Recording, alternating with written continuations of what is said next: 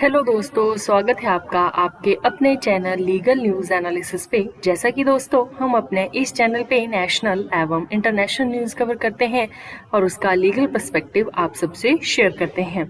तो दोस्तों, जो आज की न्यूज़ मैंने कवर की है वह है हिंडनबर्ग रिपोर्ट के आधार पर अडानी ग्रुप के खिलाफ जाँच की मांग करते हुए कुछ एक जो कांग्रेस नेता हैं उन्होंने दोबारा से सुप्रीम कोर्ट का रुख किया है और उन्होंने जो भी पिटीशन सुप्रीम कोर्ट में दाखिल की है, आज मैं एक तो डिटेल में आप उसके जो है वो डिस्कस करूंगी और सुप्रीम कोर्ट जो है वो अडानी ग्रुप के खिलाफ किस कमेटी को और गठित कर रही है और उस कमेटी में किन किन मेंबर्स को रखा गया है, आज इस मैटर पे जो है वो मैं आपसे डिटेल में डिस्कस करूंगी।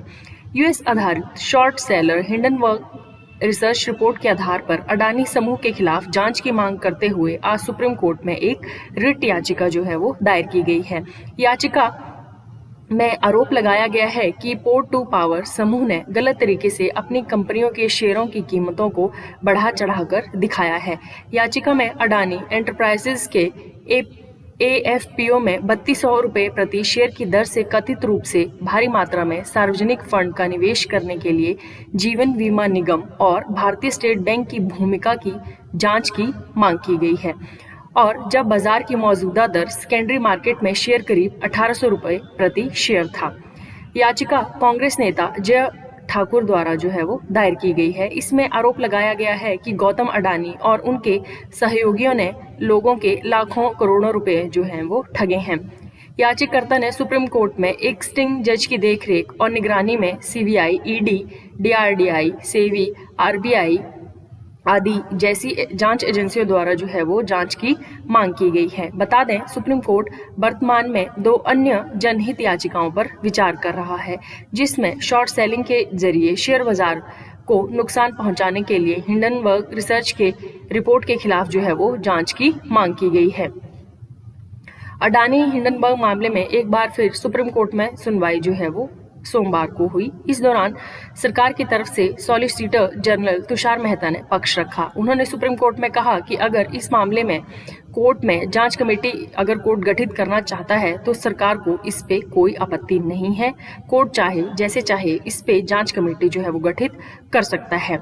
सुप्रीम कोर्ट में CJI justice DY Chandrachud, justice PS Narasimha और जस्टिस JB पारदीवाला की बेंच ने सुनवाई की। इस दौरान सरकार की तरफ से सॉलिसिटर जनरल तुषार मेहता ने जो है वो अपना पक्ष रखा।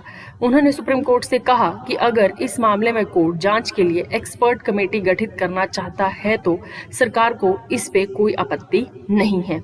यानी अडानी ग्रुप की कंपनियों पर हिंडनबर्ग रिपोर्ट के मामले में सुप्रीम कोर्ट के कहने पर ही सरकार भी जांच के लिए विशेषज्ञ कमेटी गठित करने के लिए अब राजी हो गई है।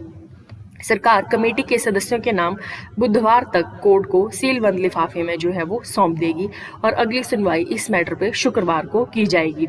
इस दौरान सरकार इस मामले पर अपनी दलीलों की सूचीबद्ध सारणी याचिकाकर्ता को भी देंगे। सरकार ने कोर्ट से दस्तावेजों को गोपनीयता बनाए रखने के लिए भी कहा है। कोर्ट ने सॉलिसिटर जनरल से कहा कि कमेटी के लिए प्रस्तावित नामों की सूची सीलबंद लिफाफे में जमा करवा दी जाए और सरकार अन्य दलीलें भी याचिकाकर्ताओं को जो है वो मुहैया करवा दे। इसके अलावा कोर्ट की तरफ से गठित कमेटी पर भी सरकार को कोई आपत्ति नहीं है। सॉलिसिटर जनरल तुषार मेहता जी ने यह भी क्लियर किया कि अगर कोर्ट कोई कमेटी गठित करना चाहती है तो सरकार उस कमेटी के जरिए जो है वो जांच करवाने के लिए पूरा सहयोग करेगी। अब इसके सुप्रीम कोर्ट ने साथ में ये भी कहा था कि सोच समझकर जो है वो आपको अडानी पर तर्क देना है, क्योंकि इसका सीधा का सीधा असर जो है वो शेयर बाजार पर पड़ रहा है। तो दोस्तों, ये थी आज की न्यूज़।